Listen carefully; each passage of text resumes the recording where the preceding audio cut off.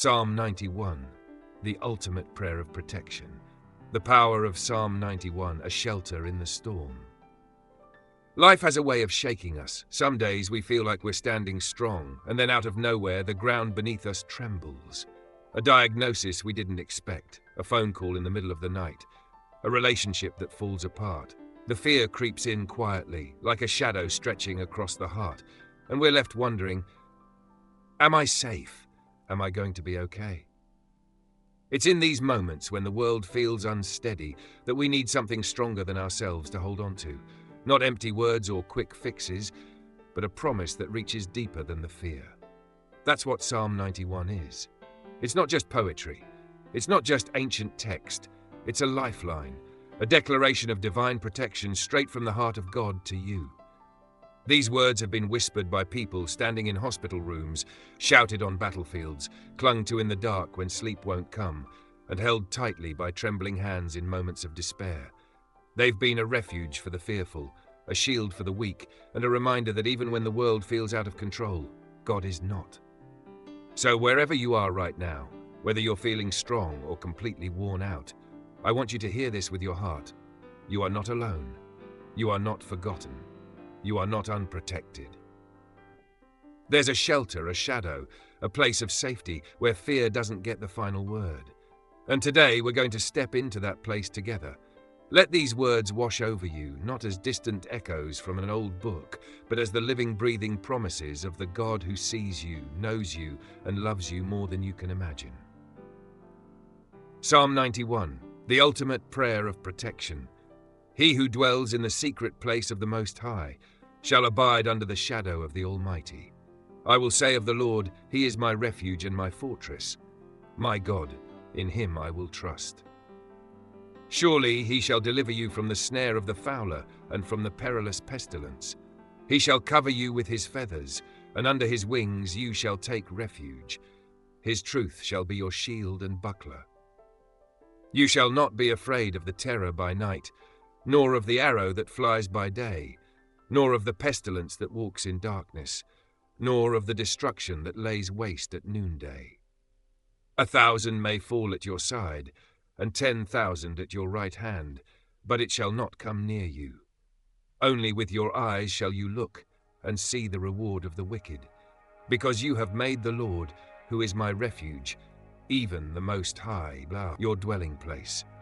No evil shall befall you, nor shall any plague come near your dwelling, for He shall give His angels charge over you, to keep you in all your ways. In their hands they shall bear you up, lest you dash your foot against a stone. You shall tread upon the lion and the cobra, the young lion and the serpent you shall trample underfoot. Because He has set His love upon me, therefore I will deliver Him. I will set Him on high because He has known my name. He shall call upon me, and I will answer Him. I will be with him in trouble. I will deliver him and honor him. With long life I will satisfy him and show him my salvation. Session 1. Dwelling in the secret place. He who dwells in the secret place of the Most High shall abide under the shadow of the Almighty. I will say of the Lord, He is my refuge and my fortress. My God, in Him I will trust. What does it mean to dwell? Not just to visit, not just to pass through, but to live there, to remain, to make it home. Psalm 91 starts with an invitation to dwell in the secret place of the Most High, to find your permanent address in His presence. This isn't a quick escape when things get tough. It's a way of life, a constant awareness that no matter where you go, you're under His shadow. The secret place isn't hidden because God is far away. It's hidden because the world can't offer it. You can't find it in success, in relationships, in achievements. It's found in the quiet moments when your heart leans in, when your soul whispers, God, I'm here. I need you. And in that sacred space, He meets you, not with judgment, but with the warmth of His presence. To abide under His shadow means you're close enough to feel it. Think about that. A shadow doesn't cover you unless you're near. This isn't about a distant God watching from afar. This is about nearness, intimacy, safety. It's the comfort of knowing that even when life feels uncertain, you are covered. And when you dwell in that place, your language changes. I will say of the Lord, He is my refuge and my fortress. Not I hope He'll protect me, but He is my refuge. It's personal, it's present, it's real. A refuge is where you run when you're afraid. A fortress is where you stand when you're under attack. God is both. He's the safe place you run to and the stronghold that stands unshaken when everything else falls apart. And when you live in that reality, fear loses its grip because your heart is anchored in something. Someone unchangeable. Obsession 2, fear has no place here. You shall not be afraid of the terror by night, nor of the arrow that flies by day, nor of the pestilence that walks in darkness, nor of the destruction that lays waste at noonday. Fear is sneaky. It doesn't always announce itself with loud alarms. Sometimes it creeps in quietly, in the middle of the night when the room is dark and your mind won't stop racing. In the silence, fear whispers, "What if?" And suddenly your heart feels heavy, your chest tight. But here's the thing. Fear may knock on the door, but it doesn't have to move in. Psalm 91 isn't a promise that scary things won't happen. It's a declaration that even when they do, you don't have to be afraid. Not of the terror by night, not of the arrow that flies by day, not of the invisible threats that lurk in the dark or the destruction that shows up in broad daylight. Because fear loses its power when you know who's standing with you. Think of it like this. Imagine walking through a dangerous neighborhood alone. You'd probably be on edge, looking over your shoulder, heart racing. But what if you were walking through that same place with a team of bodyguards, fully armed, highly trained, never leaving your side? Would you feel different? Of course. Not because the danger disappeared, but because you're not alone. That's the reality of Psalm 91. You're not walking through life alone. The presence of God surrounds you like a shield. His angels are assigned to you. His promises cover you. Fear might knock, but faith answers the door and says, "You have no place here." This isn't about pretending life isn't hard. It's about knowing that even in the hardest moments, you are protected. You are held. You are seen. Session 3. Angels on assignment, 11 to 12. For he shall give his angels charge over you, to keep you in all your ways. In their hands they shall bear you up, lest you dash your foot against a stone.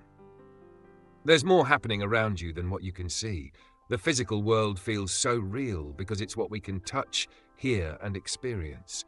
But Psalm 91 pulls back the curtain, revealing a truth that's easy to forget. You are surrounded by the supernatural.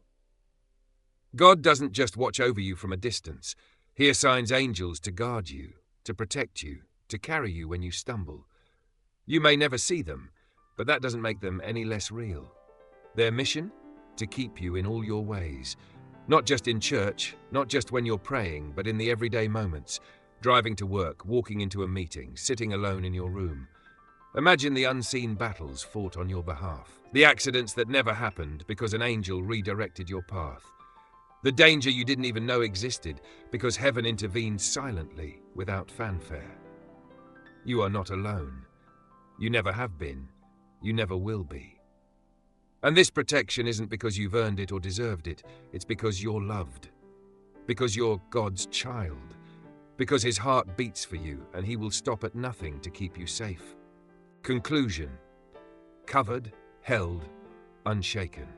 Psalm 91 isn't a magic spell. It's not a charm you recite to keep bad things away. It's a declaration, a bold, faith-filled reminder that no matter what comes, you are covered. It doesn't promise a life without storms. It promises that in the storm, you have a shelter. It doesn't say you'll never face battles. It says you'll never fight them alone. It doesn't guarantee that life will be easy. It guarantees that God will be with you always. So wherever you are right now, whatever you're facing, take a deep breath. You are not forgotten. You are not defenseless. You are not alone. You dwell in the secret place of the Most High. You abide under the shadow of the Almighty. And because of that, everything will be okay. He shall call upon me, and I will answer him. I will be with him in trouble. I will deliver him and honor him. With long life I will satisfy him and show him my salvation. That's his promise. And he never breaks a promise.